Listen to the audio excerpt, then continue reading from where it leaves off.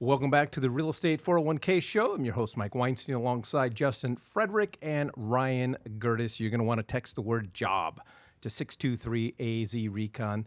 That's job to 623-AZ-RECON. There are a variety of reasons why people flock to Arizona, why we encourage people to check out Arizona. Number one, we don't have hurricanes. We don't have tornadoes. We don't have blizzards. We have heat, and we don't have earthquakes, but we don't have, well, all we have is heat. You can see heat coming. You know heat is coming. You get a little bit of warning with tornadoes, hurricanes, you got to plan for, but earthquakes, people in California, I grew up there, man, you do not know. There is no warning when an earthquake is coming. I had the first person come to me yesterday with the obstacle or the objection of, I'm worried that the real estate market in Phoenix is not going to do well because it's only getting hotter here and people are going to move away. Isn't that interesting? And I was like, I see the validity in it, but and as odd as it may sound, you know what the biggest month of people to move in my personal experience? 100%, I agree with you. You don't even need to say it. Is June and July. Yeah. I don't know why. Right. Like, I mean, I've I know done that why. many times. I know Me too. why. I don't know It's, why. Oh, well, the kids are out of school, so Yeah. now it's time to move. And it's like, so school gets out in May, and then they're like, all right, let's kill take ourselves. all of our stuff, pack it up into a large steel box. Yeah. and move in the month of June and July. I'm like, you're gonna catch me up in Alaska, or you're gonna catch me in Yeah. the pool or in the air conditioning. Those are the only three spots you find me in June and July. Well, at 9 o'clock this morning, I found myself out in the great town of Buckeye doing a new home orientation with a buyer, and we were walking the perimeter of the perimeter of the house, going through all of that, and I was freezing, man. Yeah. I had to get into my car and get my sweater. It's amazing how quickly we forget the heat. I got the year-round coat on, so I'm cool. Yeah, like I was designed for winters in Phoenix, but I still spend summers here from time to time. So one of the things, though, there's a lot of thought process that goes into figuring out, one, where you're going to, where you're going to dig your roots in, where you're going to settle down, where you're going to raise your family, where you're going to buy real estate, where you're going to invest. A lot of speculation that the market's going to crash. We're not necessarily seeing that. I can't say for sure in other parts of the nation that they may not see some turbulent times. But for me, when I take a look at the Arizona market, and especially the Phoenix metropolitan area, and I am talking about real estate, I'm talking about the market, I'm talking about building wealth, one of the key things that I keep my eyes on is jobs. Because if there were no jobs, then you would see a mass exodus of people.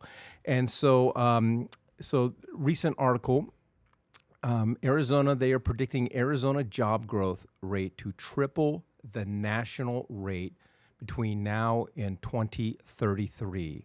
So the Arizona Office of Economic Opportunity predicts the state will see on average a 1.3% job growth rate through 2033, well above the national predicted rate of 0.04 or 0.4%.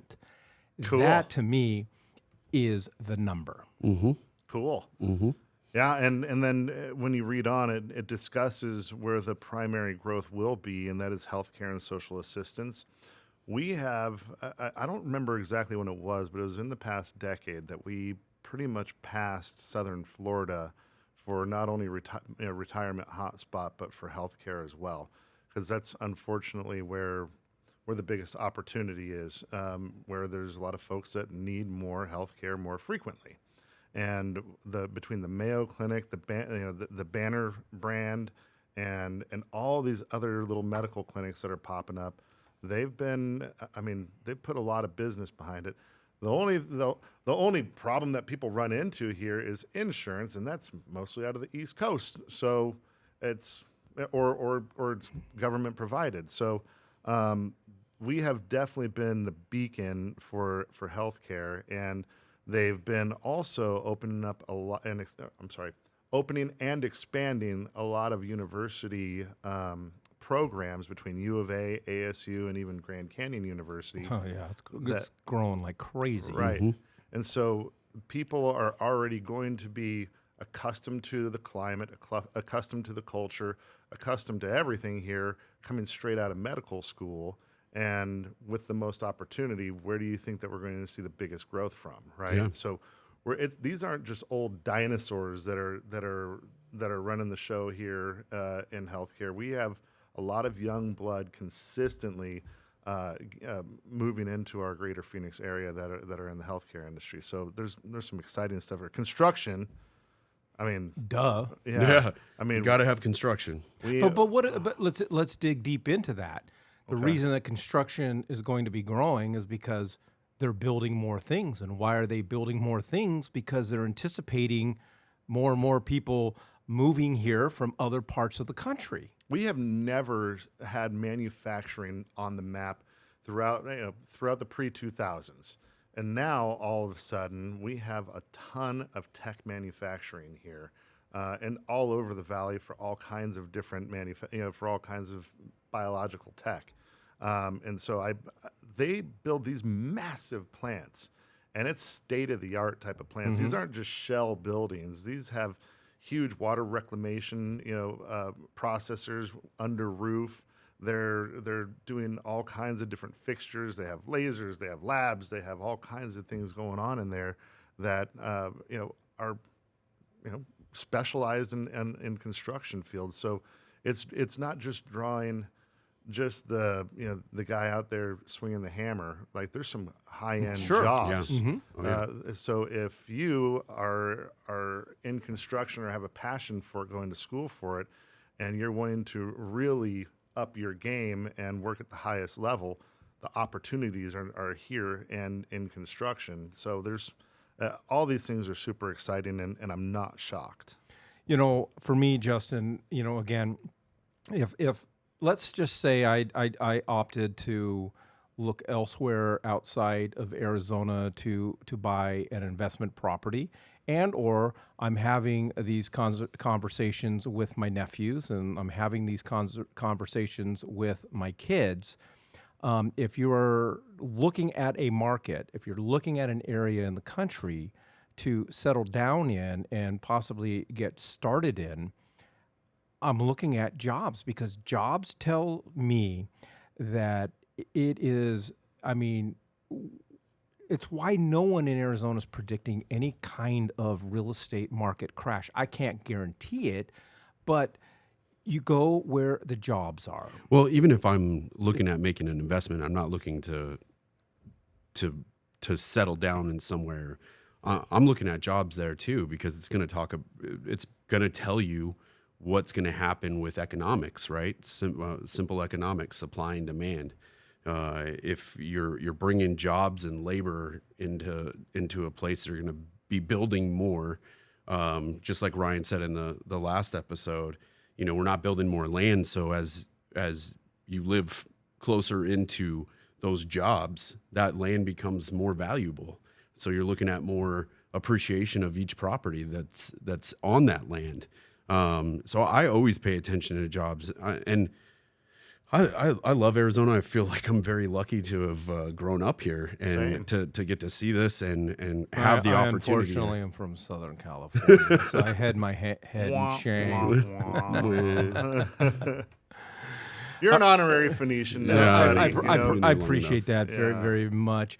If you are thinking about jobs and you're thinking about relocating here to the great state of Arizona, it's not just enough to just move, pick any old house. Part of having a good paying job is leveraging that into building wealth and building a real estate portfolio and building wealth through real estate. We'd love to have that discussion with you. All you got to do is text the word job to 623-AZ-RECON. That's job to 623-AZ-RECON. All right, Ryan, we talked about the healthcare and social assistance and construction being the big predicted winners over the next 10 years. The other 5 sectors that they are forecasting to have more than a 1% growth is manufacturing, which you mentioned, leisure, and hospitality. We are freaking leisure hospitality capital, I think, at this point. Professional and business services, trade, transportation, and utilities, and other types of services. It's the full gamut here. So the thing that I look out for as it pertains to investing in real estate and when it comes to jobs and employment or unemployment has to do with seasonality. So if you are thinking about, okay, I want to invest in somewhere where, like, unfortunately, my place in Alaska is very seasonal, right? So I get the bulk of my business during the summertime, right? That's when people are traveling there because it is a tourism hotspot, but there's not a whole lot of jobs there. I bought that. That was probably my only emotional purchase that I've ever made, and I went into it with eyes wide open. The reason why the bulk of my investment portfolio is here is because we are no longer just a tourist location that people come here in the winters to golf. There is manufacturing.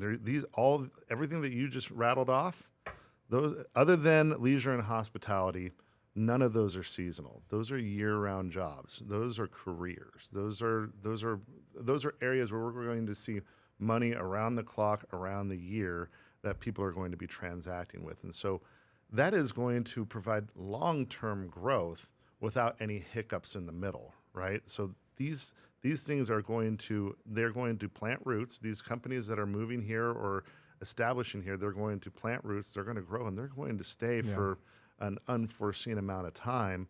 And they're not going to say, oh, well, it's 115 today, and maybe we ought to close our doors. That's not how these trades work. Well, going back to your emotional decision to purchase your property up in Homer, Alaska, it's not like you haven't been investing, and it's not like you haven't been accumulating wealth, and that you just decided, hey, I need to have this second home in Homer, Alaska that I'm going to go for 2 weeks out of the year. It's kind of been our message as long as we've been doing this podcast. It's leveraging real estate that you've been able to do over the decades to get you to that point where you can make somewhat of an emotional decision. Right. And though it is an emotional decision, definitely not a dumb decision because it generates income. And it generates income. We've had a significant amount of appreciation. The way we postured our financing there and whatnot, we did it properly. So we're definitely reaping a lot of benefits from it. It took a lot to get there, and it didn't happen overnight. Sure. It took me moving multiple assets from different areas that weren't performing that great. So I said, okay, well, if these guys aren't going to perform great for me, then I'm going to move them over into a place that I'm going to enjoy, and that's what we did. All right. Well, here's, we've just been talking about how great Arizona is, as far as not only the current job market, but the forecasted job market. But here's who should not move to Arizona. Okay, if you are into natural resources and mining, this may not be the place for you anymore, Justin. That's so weird. It is so weird. I just had a longtime customer of mine. He's in charge of a lot of mines, and he just moved out to Kentucky because it's slowed down so much here. And he was shocked because when he moved here, it was about 4 or 5 years ago. He was expecting to stay here forever. So that, being that we were such a huge mining culture, it's really hard to hear that, actually. I know we have no oil here. There's not a lot of fracking, but we have a shit ton of sunlight to harvest, solar energy from. So I guess I kind of consider that a natural resource. Maybe they put that under the category of utilities.